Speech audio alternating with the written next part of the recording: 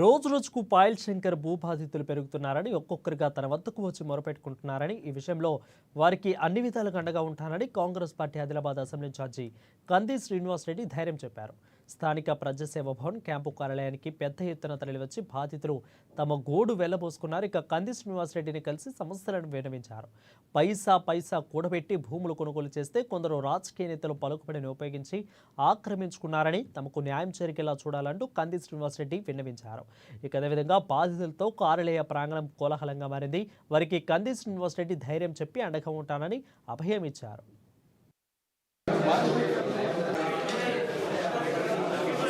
Survey number 68లో దాదాపు 136 మంది అమాయకులు, పేద ప్రజలు, గరీబోళ్ళు, మధ్యతరగతి ప్రజలు ప్లాట్లు కొనుక్కొని వాళ్ళ జీవితకాలం పాపం పొదుపు చేసి నెలకు 1000-2000 రూపాయలు పొదుపు చేసుకొని కొనుక్కున్నటువంటి ప్లాట్లని పాయల్ శంకర్ మనుషులు గూండాల్ని పంపించి, రౌడీల్ని పంపించి కబ్జాలు చేయడానికి ప్రయత్నం చేస్తూ ఉన్నారు.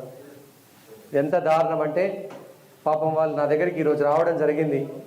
వారందరూ కూడా సంతకాలు పెట్టి మరి నాకు మెమోరాండం ఇవ్వడం జరిగింది.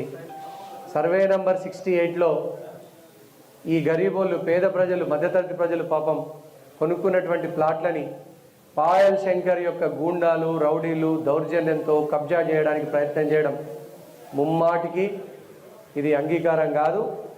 ఆదిలాబాద్ ప్రజల్ని నేను ఒకటే చెప్తా ఉన్నా, ఈ రౌడీల మీద, గూండాల మీద, కబ్జాకోర్ల మీద తిరగబడండి. నేను మీకు అండగా ఉంటా, నేనున్నా మీకు, మే ఆప్కే సాథ్ रहता हूं. మీరు గట్టిగా అండగా ఉంటా నేను. మీరు గట్టిగా తిరగబడండి. ఎవ్వరు భయపడాల్సినటువంటి అవసరం లేదు. కబ్జాలకు సంబంధించినటువంటి వివరాలు మాకు ఇవ్వండి.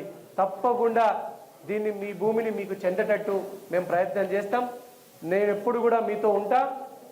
ఎంత పెద్దోడొచ్చినా పాయల్ శంకర్ భూ కబ్జాల గురించి మీరు నాకు డైరెక్ట్గా మీరు నాకు వచ్చి ఫిర్యాదు చేయవచ్చు. ఇది ఆదిలాబాద్ల ప్రజల భూముల్ని లాక్కోవడానికి ప్రయత్నం చేయడం, ప్లాట్లు కొన్న వారి యొక్క దగ్గర నుంచి లాక్కోవడానికి ప్రయత్నం చేయడం, ఇది ముమ్మాటికి దౌర్జన్యమే, రౌడీయిజమే, గూండాయిజమే. ఈ గూండాయిజం మన ఆదిలాబాద్లో ఇంతవరకు లేదు, రానివద్దు కూడా. ఈ బాధితుల పక్షాన నేనుంటా, నేను పోరాడుతాను. ఈ సందర్భంగా మీకు మాటిస్తున్నా, మీకు న్యాయం జరుగుతుంది ఈ సందర్భంగా.